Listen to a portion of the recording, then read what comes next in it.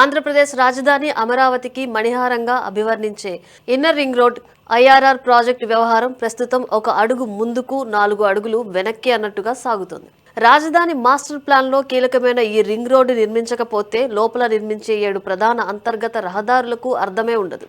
Amaravati core capital చుట్టూ 97.5 కిలోమీటర్ల పొడవున 8 నుండి 12 వరుసలతో నిర్మించే యాక్సెస్ కంట్రోల్డ్ ఎక్స్ప్రెస్ వే ఇది. రాజధానిలోని 29 గ్రామాలతో పాటు అసెంబ్లీ, సెక్రటేరియట్ వంటి కీలక ప్రాంతాలను కలుపుతూ విజయవాడ, గుంటూరు నగరాలకు బైపాస్గా ఇది పనిచేస్తుంది. సుమారు 25,000 కోట్ల భారీ వ్యయంతో ఈ ప్రాజెక్టు నిర్మిస్తున్నారు. అమరావతిలో ఇన్నర్ రింగ్ రోడ్ 2 దశల్లో నిర్మించాలన్నది ప్లాన్. మొదటి దశలో 67.57 కిలోమీటర్లు. ఈ దశ 28 గ్రామాల మీదుగా సాగుతుంది. రెండో దశ 28.68 కిలోమీటర్లు. 2019-2024 మధ్య కాలంలో 3 రాజధానుల ప్రతిపాదన వల్ల ఐఆర్ఆర్ ప్రాజెక్టు అటకెక్కింది. రాజధాని ఉనికి ప్రశ్నార్థకమైన వేళ వేల కోట్ల వ్యయంతో కూడిన రింగ్ రోడ్డు అవసరం లేదని గత వైసీపీ ప్రభుత్వం భావించింది. దీంతో ఈ ప్రాజెక్టు అటకెక్కింది కూడా. ఆ తర్వాత అలైన్మెంట్ వివాదం మొదలైంది. కోర్టులో కేసులు దాఖలయ్యాయి. అలైన్మెంట్ మార్పులపై ఏసీబీ, సిఐడి కేసులు నమోదు కావడంతో ఫైళ్లు కోర్టుల చుట్టూ తిరిగాయి. ఇటీవల హైకోర్టు ఈ కేసులను కొట్టివేయడంతో న్యాయపరమైన అడ్డంకులు తొలగినా సమయం మాత్రం వృధా అయింది.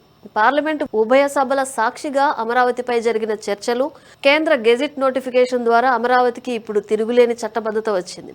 రాష్ట్రపతి ఆమోద ముద్రతో ఆంధ్రప్రదేశ్ శాశ్వత రాజధానిగా అమరావతి ఖరారు అయింది. ఐఆర్ఆర్ ప్రాజెక్టుకు ప్రధాన అడ్డంకి భూసేకరణ. ఈ రోడ్డు కోసం సుమారు 17,000 ఎకరాల భూమి అవసరమని అంచనా. మొదటి విడత ల్యాండ్ పూలింగ్లో భూములిచ్చిన రైతుల సమస్యలే ఇంకా పూర్తిగా తీరలేదు. ఈ నేపథ్యంలో రెండో విడత కింద మళ్లీ భూములు ఇవ్వడానికి రైతులు సుముఖంగా లేరు. భూసేకరణ చట్టం కింద పరిహారం చెల్లించాలంటే ప్రభుత్వ ఖజానాపై మోయలేనంత భారం పడుతుంది. అందుకే ప్రభుత్వం మళ్లీ ల్యాండ్ పూలింగ్ లేదా ప్లాట్ల అభివృద్ధి మంత్రాన్ని జపిస్తోంది. రెండో విడత సేకరించే భూమితో ఇన్నర్ రింగ్ రోడ్డు, రెండో విడత భూమి ఇచ్చే రైతులకు ప్లాట్లు, మిగిలిన భూమితో అంతర్జాతీయ స్థాయి విమానాశ్రయం నిర్మించాలన్నది కూటమి సర్కార్ ఆలోచన. అమరావతి ఇన్నర్ రింగ్ రోడ్డు సాధ్యం కావాలంటే కేవలం రాష్ట్ర ప్రభుత్వ సంకల్పం సరిపోదు.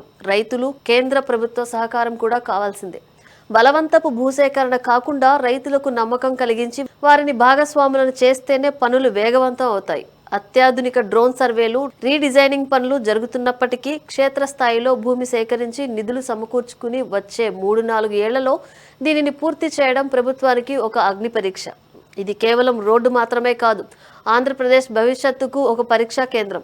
రీడిజైనింగ్ పేరుతో కాలయాపన చేయకుండా ఒక నిర్దిష్టమైన గడువు పెట్టుకుని పనులు మొదలు పెడితేనే ఇది మ్యాప్ నుంచి నేల మీదకు దిగి వస్తుంది.